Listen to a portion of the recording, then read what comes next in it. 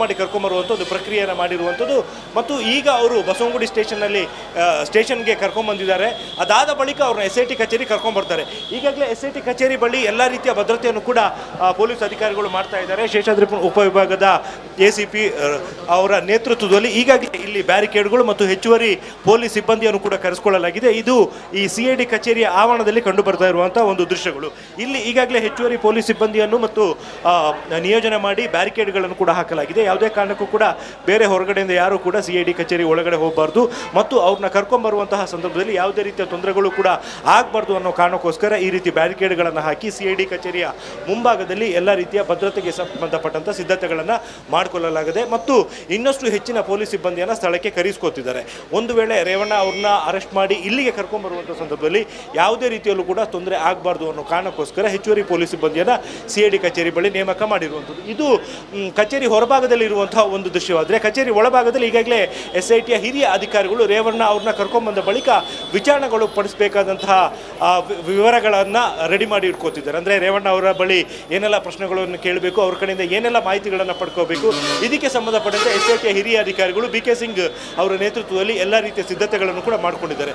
ಸದ್ಯಕ್ಕೆ ಈ ಎಲ್ಲ ಬೆಳವಣಿಗೆಗಳು ನಡೀತಾ ಇರುವಂಥದ್ದು ಮತ್ತು ಈ ಒಂದು ಕಿಡ್ನಾಪ್ ಕೇಸಿಗೆ ಸಂಬಂಧಪಟ್ಟಂತೆ ವಿಚಾರಣೆ ಮಾಡೋದ್ರ ಜೊತೆಗೆ ಹೊಳೆಮರಸೀಪುರದಲ್ಲಿ ದಾಖಲಾಗಿರುವಂತಹ ಲೈಂಗಿಕ ದೌರ್ಜನ್ಯ ಕೇಸಿಗೆ ಸಂಬಂಧಪಟ್ಟಂತೆ ಕೂಡ SIT ಅಧಿಕಾರಿಗಳು.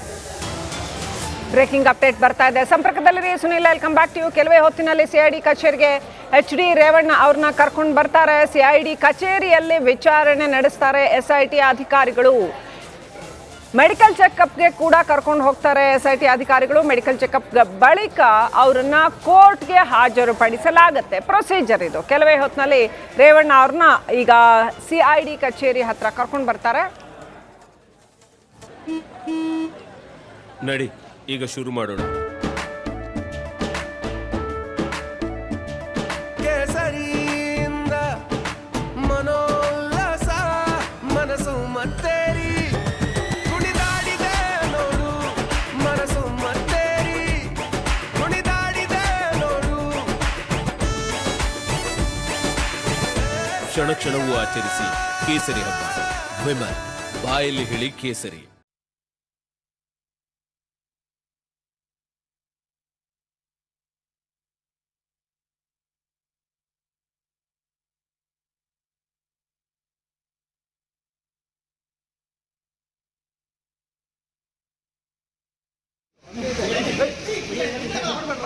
HD ರೇವಣ್ಣ ಬಂಧನ ಆಗಿರ್ತಕ್ಕಂಥದ್ದು ಅಲ್ಲಿಂದ ಬಸವನಗುಡಿ ಪೊಲೀಸ್ ಸ್ಟೇಷನ್ಗೆ ಅವ್ರನ್ನ ಕರ್ಕೊಂಡೋಗಿ ಅಲ್ಲಿ ಅವ್ರನ್ನ ವಿಚಾರಣೆ ನಡೆಸಿ ಅಲ್ಲಿಂದ ಏನು CBI ಇದ್ರ ಹತ್ರ ಕರ್ಕೊಂಡು ಬರ್ತಾರೆ ಅಂತ.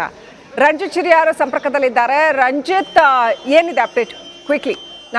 ನನ್ನ ಜೊತೆ ಗೆಸ್ಟ್ ಇದ್ದಾರೆ, ಅಲ್ಲಿಗೆ ಹೋಗೋಕ್ಕಿಂತ ಮುಂಚೆ ರಂಜಿತ್ ಚಿರಿಯಾರು.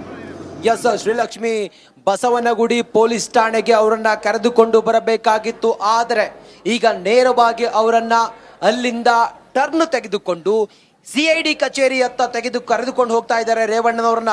ಅಟ್ ಪ್ರೆಸೆಂಟ್ ಈಗ ರೇವಣ್ಣ ಟೌನ್ ಹಾಲ್ ಹತ್ತಿರ ಜಾಮ್ ಆಗಿದೆ. ಅಲ್ಲಿ ಟ್ರಾಫಿಕ್ ಜಾಮ್ ಆಗಿರೋದ್ರಿಂದ ಅಲ್ಲಿ ಸಿಕ್ಕಾಕೊಂಡಿದ್ದಾರೆ SIT ಅಧಿಕಾರಿಗಳ ವೆಹಿಕಲ್. ಮತ್ತೆ ಅದ್ರ ಒಳಗಡೆ ರೇವಣ್ಣ ಅವರು ಕೂಡ ಇದ್ದಾರೆ.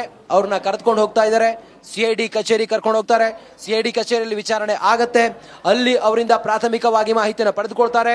SIT ಅಧಿಕಾರಿಗಳ ತಂಡ 3ನೇ ಸಲ ನೋಟಿಸ್ ಕೊಟ್ಟಾಗ್ಲೂ ಕೂಡ ಅದಕ್ಕೆ ಪ್ರತಿಕ್ರಿಯೆ ನೀಡದ HD ರೇವಣ್ಣನವರಿಗೆ ನಿರೀಕ್ಷಣಾ ಜಾಮೀನು ಅರ್ಜಿ ವಜಾ ಆಗ್ತಾ ಇದ್ದಂತೆ ನೇರವಾಗಿ ದೇವೇಗೌಡರ ಮನೆಯಿಂದ ಕರೆದುಕೊಂಡು ಹೋಗಿ ಅವರನ್ನ ಬಸವನಗುಡಿ ಠಾಣೆಗೆ ಕರ್ಕೊಂಡು ಹೋಗಬೇಕಾಗಿತ್ತು. ಆದರೆ ಟರ್ನ್ ತೆಗೆದುಕೊಂಡು CID ಕಚೇರಿಗೆ ನೇರವಾಗಿ ಹೋಗ್ತಾ ಇದ್ದಾರೆ. CID ಕಚೇರಿಯಲ್ಲಿ ಹಿರಿಯ CID ಆಫೀಸ್.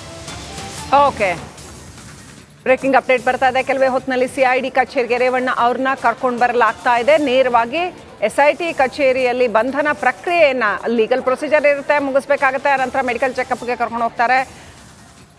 ಇದರಲ್ಲಿ ಕುತೂಹಲ ಇರ್ತಕ್ಕಂಥದ್ದು ಮುಂದೇನಾಗತ್ತೆ, ಕಾನೂನಿನ ಕುಣಿಕೆ ಎಷ್ಟು ಗಟ್ಟಿಯಾಗಿ ಬಿಗಿಯುತ್ತೆ ಅನ್ನುವಂಥದ್ದು.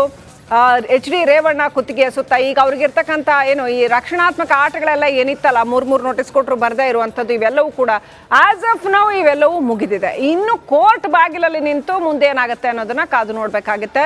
ಸೊ ಕಾನೂನು ತನ್ನ ಕೈಯಲ್ಲಿ ಏನಿದೆಯೋ ಅದನ್ನ, ತನ್ನ ಅಸ್ತ್ರ ಏನಿದೆ ಅದನ್ನ ಪ್ರಯೋಗ ಮಾಡಿ ಆಗಿದೆ.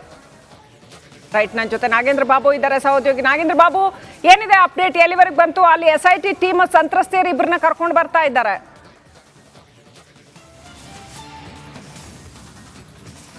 ಶ್ರೀಲಕ್ಷ್ಮಿ ನೋಡಿ, ಈಗ ಹಾಸನದಲ್ಲಿರುವಂತಹ ಪ್ರಜ್ವಲ್ ರೇವಣ್ಣ ಅವರಿಗೆ ಸೇರಿದಂಥ ಕ್ವಾರ್ಟರ್ಸ್ ಏನಿದೆ, ಆ ಕ್ವಾರ್ಟರ್ಸ್ಗೆ ಒಬ್ಬ ಸಂತ್ರಸ್ತೆಯನ್ನ ಕರೆದುಕೊಂಡು ಹೋಗ್ತಿದ್ದಾರೆ. ಇವತ್ತು ರೇವಣ್ಣ ಅವರ ನಿವಾಸಕ್ಕೆ ಇಬ್ಬರು ಸಂತ್ರಸ್ತೆಯರನ್ನ ಕರೆದುಕೊಂಡು ಬಂದು ರೇವಣ್ಣ ಅವರ ನಿವಾಸದಲ್ಲಿ ಮಹಾಜರನ್ನ ಮಾಡಿ ಆಯಿತು.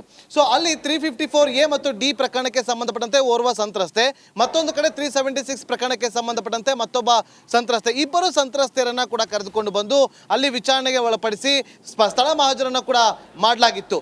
ಅದಾದ ಬಳಿಕ ಸತತ 6 ಗಂಟೆಯ ಬಳಿಕ ಮಹಾಜರು ಮುಕ್ತಾಯವಾದ ಬಳಿಕ ಅಲ್ಲಿಂದ ಇಬ್ಬರು ಸಂತ್ರಸ್ತೆಯರನ್ನ ಕರೆದುಕೊಂಡು ಬಂದು ಹೊರಗಡೆ ಬರಲಾಗುತ್ತೆ. ಅದರಲ್ಲಿ ಮೊದಲ ಅಂದರೆ 354A ಮತ್ತು ಡಿ ಪ್ರಕರಣಕ್ಕೆ ಸಂಬಂಧಪಟ್ಟಂತ ಸಂತ್ರಸ್ತೆಯನ್ನ ಬೇರೆ ಕಡೆಗೆ ಕರೆದುಕೊಂಡು ಹೋಗಲಾಗಿದೆ. ಆದರೆ 376 ಪ್ರಕರಣದ ಏನು ದೂರು ದಾಖಲು ಮಾಡಿರುವಂತಹ ಸಂತ್ರಸ್ತೆಯನ್ನ ಈಗ ಹಾಸನದ ಈ ಒಂದು ಪ್ರಜ್ವಲ್ ರೇವಣ್ಣ ಅವರ ನಿವಾಸಕ್ಕೆ ಕರೆದುಕೊಂಡು ಹೋಗ್ತಾ ಇರುವಂತಹ ಲೈವ್ ದೃಶ್ಯಾವಳಿಯನ್ನು ನಾವು ಇಲ್ಲಿ ಗಮನಿಸ್ತಾ ಇದ್ದೀವಿ. ಇವತ್ತು ನೋಡಿ, 376 ಪ್ರಕರಣದಲ್ಲಿ ಏನು ದೂರು ದಾಖಲು ಮಾಡಿರುವಂತಹ ಸಂತ್ರಸ್ತೆ ತನಗೆ ಹಾಸನದಲ್ಲಿರುವಂತಹ ಸಂಸದ ಪ್ರಜ್ವಲ್ ರೇವಣ್ಣ ಅವರ ಕ್ವಾರ್ಟರ್ಸ್ನಲ್ಲಿ ಮಹಡಿಯ ಮೇಲೆ ತನ್ನ ಮೇಲೆ ಲೈಂಗಿಕ ದೌರ್ಜನ್ಯವನ್ನು ಬೆಸಗಲಾಗಿತ್ತು, ಗನ್ನನ್ನು ತೋರಿಸಿ ನನಗೆ ಬೆದರಿಸಲಾಗಿತ್ತು ಅಂತ ಹೇಳಿ ಖುದ್ದು ಆ ಮಹಿಳೆ ಸಂತ್ರಸ್ತೆ ಒಂದು ದೂರಿನಲ್ಲಿ ಉಲ್ಲೇಖವನ್ನ ಮಾಡಿದ್ರು. ಅಷ್ಟೇ ಅಲ್ಲದೆ ನಿವಾಸದಲ್ಲೂ ಕೂಡ ತನ್ನ ಮೇಲೆ ದೌರ್ಜನ್ಯವನ್ನ ಬೆಸಗಿಸಲಾಗಿತ್ತು ಅಂತೇಳಿ ಆ ಒಂದು ಉಲ್ಲೇಖವನ್ನ ಕೂಡ ಮಾಡಲಾಗಿತ್ತು. ಹಾಗಾಗಿ ನಿವಾಸಕ್ಕೆ ಕರೆದುಕೊಂಡು ಹೋಗಿ ಎಲ್ಲಿ ಆಕೆಯ ಮೇಲೆ ದೌರ್ಜನ್ಯ ಆಗಿತ್ತು ಅನ್ನೋದ ಸ್ಥಳದ ಒಂದು ಮಹಾಜರನ್ನ ಮುಗಿಸಿದಂತ SIT ತನಿಖಾ ತಂಡ ಅಲ್ಲಿ ತಮ್ಮ ಮಹಾಜರ ಪ್ರಕ್ರಿಯೆಯನ್ನು ಅಂತ್ಯಗೊಳಿಸಿ ಈಗ ಹಾಸನದತ್ತ ತೆರಳುತ್ತಿದ್ದಾರೆ. ಹಾಸನದಲ್ಲಿರುವಂತಹ ಸಂಸದ ಪ್ರಜ್ವಲ್ ರೇವಣ್ಣ ಅವರ ಕ್ವಾರ್ಟರ್ಸ್ಗೆ ಈಗ ಈ ಒಂದು ಸಂತ್ರಸ್ತೆಯನ್ನು ಕರೆದುಕೊಂಡು ಹೋಗಿ ಅಲ್ಲಿಯೂ ಕೂಡ ಒಂದು ಮಹಾಜರನ್ನ ಮಾಡಲಾಗುತ್ತೆ. ಅಲ್ಲಿ ಒಂದು 3-4 ಗಂಟೆಗಳ ಕಾಲ ಈ ಒಂದು ಮಹಾಜರು ಪ್ರಕ್ರಿಯೆ ಕೂಡ ನಡೆಯುತ್ತೆ ಅನ್ನುವ ಮಾಹಿತಿ ಇದೆ. ರೈಟ್, ದಯವಿಟ್ಟು ಸಂಪರ್ಕದಲ್ಲಿರಿ ನಾಗೇಂದ್ರ ಬಾಬು. ಹಾಗೇನೆ CID ಕಚೇರಿ ಹತ್ರ ನಮ್ಮ ಪ್ರತಿನಿಧಿ ಅಜಯ್ ಇದ್ದಾರೆ. ಅಜಯ್ಗೆ ಹೋಗೋದಕ್ಕಿಂತ ಮುಂಚೆ ಕೆಲವೇ ಕ್ಷಣಗಳಲ್ಲಿ ಅಲ್ಲಿಗೆ HD ರೇವಣ್ಣ ಅವ್ರನ್ನ ಕೂಡ ಕರ್ಕೊಂಡು ಬರಲಾಗುತ್ತೆ. ಈ ವಿಚಾರವನ್ನ ಮಾತನಾಡೋದಕ್ಕೆ ನನ್ನ ಜೊತೆ ಹಿರಿಯ ಪತ್ರಕರ್ತರಾಗಿರ್ತಕ್ಕಂಥ ಶಿವಶಂಕರ್ ಅವರಿದ್ದಾರೆ, ಹಾಗೆಯೇ ಆಪ್ ವಕ್ತಾರರಾಗಿರ್ತಕ್ಕಂಥ ಡಾಕ್ಟರ್ ದಿನೇಶ್ ಅವರಿದ್ದಾರೆ, ಹಾಗೆಯೇ BJP ವಕ್ತಾರರಾಗಿರ್ತಕ್ಕಂಥ HN ಚಂದ್ರಶೇಖರ್ ಅವರಿದ್ದಾರೆ. ನಾನು ಮೊದಲನೇದಾಗಿ ಶಿವಶಂಕರ್ ಸರ್ನ ಕೇಳೋದಕ್ಕೆ ಬಯಸ್ತೀನಿ. ಇಡೀ ವಿದ್ಯಮಾನ ಕರ್ನಾಟಕ ರಾಜ್ಯ ರಾಜಕಾರಣದಲ್ಲಿ ದೇವೇಗೌಡರ ಮನೆ ಬಾಗಿಲಲ್ಲಿ SIT ಅಧಿಕಾರಿಗಳು ಕಾಯ್ಕೊಂಡು ನಿಂತ್ಕೊಂಡಿದ್ದು HD ರೇವಣ್ಣ ಅವ್ರನ್ನ ಅಲ್ಲಿಂದ ಕರ್ಕೊಂಡು ಹೋಗಿದ್ದು. How do you look it sir, ಹೇಗೆ ನೋಡ್ತೀರಿ? ಶ್ರೀಲಕ್ಷ್ಮಿ ಅವರೇ, ಇದು ಈ ಪ್ರಕರಣ ಅತ್ಯಂತ ಹೀನವಾದಂತಹ it is related to heinous crime, ಅದರಲ್ಲಿ ಎರಡು ಮಾತಿಲ್ಲ. ಆದರೆ ಇಲ್ಲಿ ರಾಜಕಾರಣ ಅನ್ನುವಂಥ ಒಂದು ಕ್ರೈಮ್ ಕೂಡ ಬೆರೆತ್ಕೊಂಡ್ಬಿಡ್ತು.